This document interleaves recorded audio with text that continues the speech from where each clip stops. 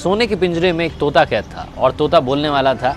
राजा जी के यहाँ पर यह प्रथा थी कि महीने में 2 बार कथा होती थी और कथा सुनाने के लिए जब भी पंडित जी आते, जब भी वो अध्याय खत्म करते तो हर अध्याय के आखिरी में कहते हरि मिले तो बंधन छूटे। और जैसे ही पंडित जी ये कहते तोता कहता पंडित झूठा है।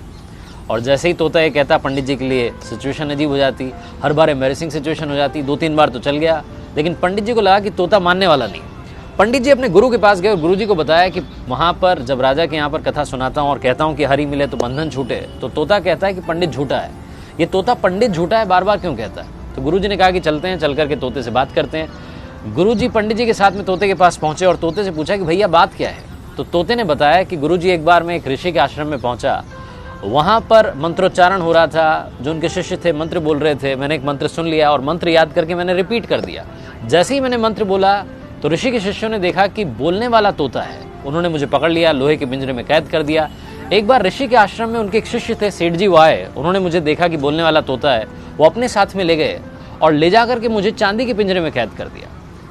एक बार राजा जी के यहाँ पर दावत थी तो सेठ जी ने सोचा कि क्या गिफ्ट दिया जाए। फिर उन्हें मेरी याद आई, उन्हें लगा कि इससे महंगा कोई गिफ्ट नहीं हो सकता। वो मुझे लेकर के गए और राजा को भेंट कर दिया। रानी को मैं बड़ा पसंद आया और मुझे सोने के पिंजरे में कैद करवा दिया। कुल मिलाकर के रहा मैं पिंजरे में ही, मेरा पिंजरा नहीं छूटा। तो जब जब मैंने हरि का नाम लिया मेरा बंधन नहीं छूटा। गुरुजी ने तोते को अपने पास बुलाया और उसके कान में एक बात कही। गुरुजी पंडित जी को लेकर के वहाँ से चले गए। अगली सवेरे जब सुबह हुई तो राजा के सेवकों ने देखा कि पिंजरे में तोता मरा हुआ था, उल्टा पड़ा हुआ था।